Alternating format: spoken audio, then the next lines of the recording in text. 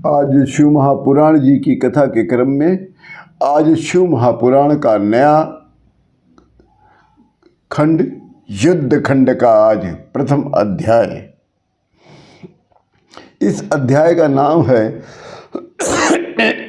त्रिपुरासुर के पुत्र तारकासुर द्वारा बिंदुनमाली का तप करना और ब्रह्मा से 3 पुर की वर प्राप्ति।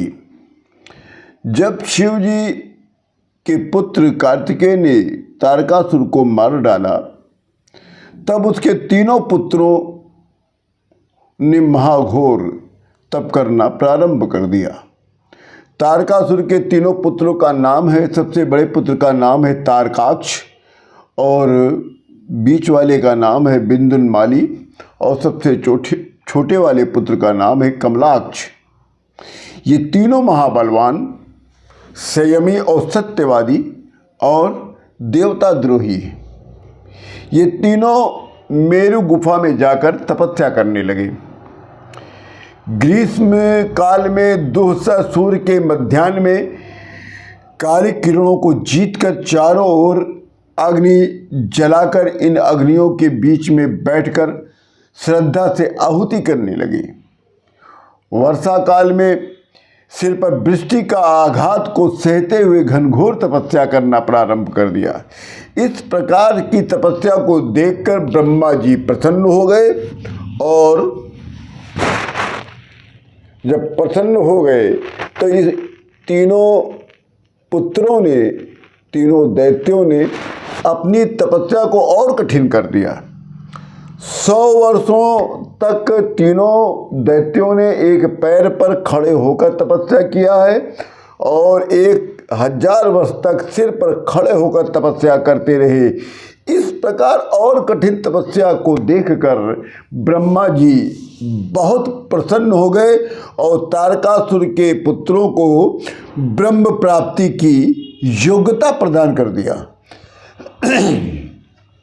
तब ब्रह्मा जी प्रसन्न होकर प्रकट होते और कहते हैं कि हे तारक पुत्रों, मैं तुम लोगों की इस कठिन तपस्या से बहुत प्रसन्न हूँ। तुम लोगों की जो भी अभिलाषा हो वो मांग लो। तब तीनों दैत्य एक साथ कहते हैं कि हे देवेश, यदि आप हम पर प्रसन्न हैं और हम लोगों को वरदान देना चाहते हैं तो हमें सभी प्राणियों से अवधत्व का वरदान दीजिए। कौन सा वरदान? अवधत्व का वरदान दीजिए। इससे हमें जगत में अमर बनाइए और समस्त विघ्नों से हमारी रक्षा करिए। तब ब्रह्मा जी ने कहा कि हे असुरों, इस जगत में सभी से औद्धत्या किसी को प्राप्त नहीं है, इसलिए इस प्रकार के वरदान की अपेक्षा मत करो। ना अपेक्षा करो, ना आग्रह करो, ना इस प्रकार का वरदान मांगो। दूसरे प्रकार का वरदान जो तुमको रुचिकर वो मांगो। मृत्युलोक में ऐसा कोई भी जीव नहीं है जिसकी मृत्यु न हो। मृत्युलोक का तो स्वभाव ही मृत्यु है। यदि इस वक्त को दुख पहुंचाने के लिए तपस्या किया जाए, अगर इस जगह उस तपस्या का फल नष्ट हो जाता है, इसलिए दूसरा वर मांगो। तब तीनों दैत्य एक साथ कहते हैं कि हे भगवान, हम लोग पराक्रमी हैं और शील भी हैं, पर हम लोगों के पास ऐसा कोई स्थान नहीं है जिसमें शत्रु प्रवेश न कर सके और हम लोग सुख से निवास कर सके। अतः आप हमें 3 नगर का निर्माण करके हमें प्रदान करें। हे ब्रह्मा जी, हम लोग आपकी कृपा से 3 पुरों में स्थित होकर समस्त पृथ्वी पर विचरण करेंगे। तब सबसे बड़ा वाला पुत्र तारकाक्ष कहता है कि हे ब्रह्मा जी, मेरी इच्छा है कि जो देवता से अभेद हो ऐसा सुवर्ण का पुर निर्माण कर कर हमें दीजिए। और बीच वाला पुत्र बिंदुनमाली कहता है कि हे ब्रह्मा जी, मुझे वज्र के समान लोहे का पुर निर्माण करके दीजिए। और सबसे छोटा वाला जो पुत्र है कमलाक्ष, वो कहता है हे ब्रह्मदेव, मुझे विश्वकर्मा द्वारा रचित चांदी का पुर निर्माण करवा के दीजिए। तब तीनों दैत्य पुनः एक साथ कहते हैं कि हे ब्रह्मा जी, जब मध्याह्न काल का अभिजीत मुहूर्त हो, चंद्रमा पुष्प नक्षत्र का हो और नीले आकाश में पुष्पकरावर्त नामक काल मेघ वर्षा कर रहे हों, तो उस समय 1,000 वर्ष के उपरांत हम लोग परस्पर में मिले और ये तीनों पुर भी उस समय एक स्थान पर स्थित हो जाएं।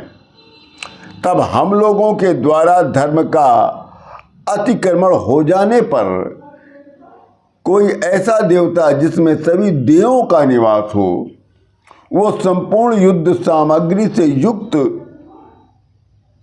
असंभव रथ में बैठकर जो कभी संभव न हो ऐसा बाण को चलाए, जिससे हमारे तीनों नगरों का भेदन करे, तभी वो नगर नष्ट हो। ऐसा वरदान हम लोगों को दीजिए, अन्यथा नहीं। इन तीनों दैत्यों ने ऐसा विचार करके इसलिए वरदान मांगा था कि शिव जी के अतिरिक्त कोई ऐसा पुरुष नहीं है, ऐसा कोई देवता नहीं है जो इनके तीनों पुरी को भेद दे। और शिव जी एक ऐसे देवता हैं जो किसी से द्वेष नहीं रखते और इन लोगों के लिए भी पूज्य हैं। इसलिए शिव जी इनको निराश नहीं करेंगे। इसी सब विचार करके इन दैत्यों ने ब्रह्मा जी से वरदान को मांगा और ब्रह्मा जी ने इन दैत्यों को वरदान भी दे दिया। इस प्रकार महाबलवान तारक के पुत्रों ने 3 पुरी को प्राप्त करके सभी प्रकार के भोग को भोगने लगे और ब्रह्मा जी से वरदान प्राप्त करके महाशिव के आश्रित होकर निवास करने लगे। आज शिव महापुराण जी के कथा के क्रम में आज जो शिव महापुराण का युद्ध खंड का ये पहला अध्याय आज ही पूर्ण होता है। आप सभी लोगों को सादर प्रणाम।